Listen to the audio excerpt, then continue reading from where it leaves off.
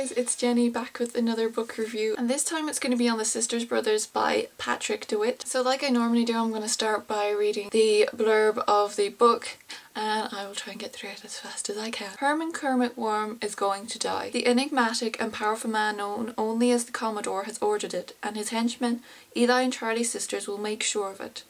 Although Eli doesn't share his brother's appetite for whiskey and killing, he's never known anything else. But their prey isn't an easy mark.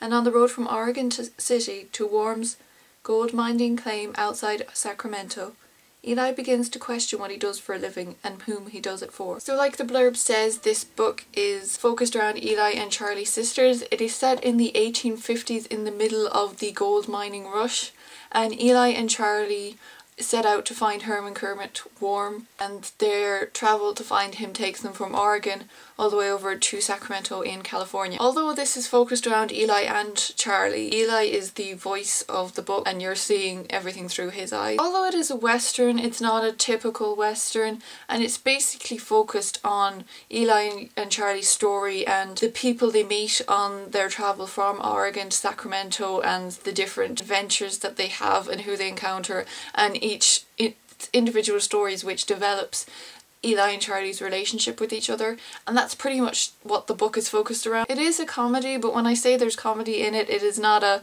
laugh out loud sort of comedy. It is definitely a dry, dark humour that's throughout the book, which I like. I like that sort of comedy, but I won't be to everyone's taste. This book was shortlisted for the Man Booker Prize in 2011, and there's been so much hype around it, and normally I tend to steer away from books like that, but it just sounded so interesting that I was like, oh my god, I have to read this book. I was quite let down by it. There's going to be so many people that disagree with me. I still think it's worth reading. It's not that I hated the book by any means, but I just thought it was going to be this amazing book and I just didn't really connect with it. I was going to do this video into like, okay, let's just focus on the positives and then talk about the negatives, but with every positive this book has, it kind of comes with a negative, so I think I'm just going to give my general feelings about the actual book. What I will say is I liked the characters, particularly Eli. He just seems like such a kind soul who just ended up being along for the ride with his brother because he just doesn't know anything else. Eli is, as the blurb says, he's starting to question why he's doing this. In comparison, Charlie has just been promoted by the Commodore to lead man. He's kind of slightly on a power trip in my opinion, and he's arrogant and he thinks he's better than he is, and that Eli is weak and Charlie is the strong one, and Charlie has like a taste for being a henchman. He likes killing people. He doesn't even think about it twice, whereas Eli doesn't really like that part of it, his job. It's just what he has to do, and that's all he's known.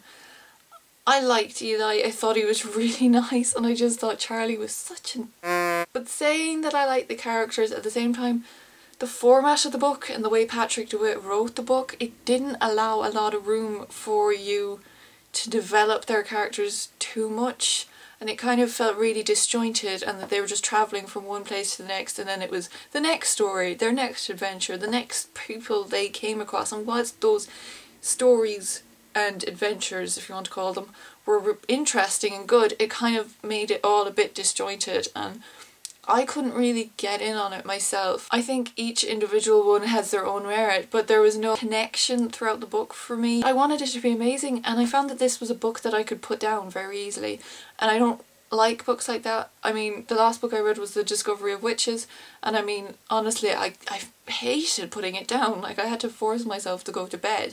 Whereas this, because each chapter is only 3 or 4 pages long, I couldn't get in on it as much as I wanted to, and it just felt quite disjointed to me. It's definitely worth a read just because it's such a different take on the classic western and a different era that I haven't seen a lot. Maybe that's just me, but I was excited to try something new, and because there were such rave reviews about it, I was like, oh wow, I really want to try this out.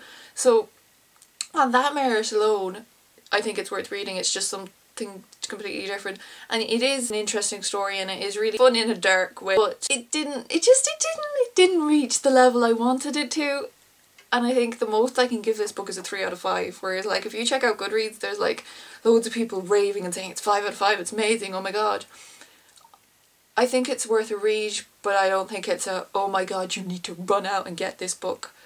But yeah, definitely worth reading just for the style of writing, because it's so different from anything that I've ever read, and it's different. For that merit alone, it's different, and Eli will make you like the book. Eli's just a really adorable character and I really liked him, but other than that I can't give it any more, because I think maybe I just hyped it up too much in my own head. Maybe if you've read it and you loved it, then let me know in the comments below, and I would love to hear different opinions on it. Or if you agree with me, tell me below as well. Maybe it's just so I don't feel completely insane. Maybe I'm missing something, but yeah, 3 out of 5 is all I can give this. That is The Sisters Brothers by Patrick DeWitt, a black comedy set in 1850s gold rush era. So that is it from me. I should be back soon, hopefully. I hope you enjoyed this review. I hope you're good, and I'll see you in my next video. Bye.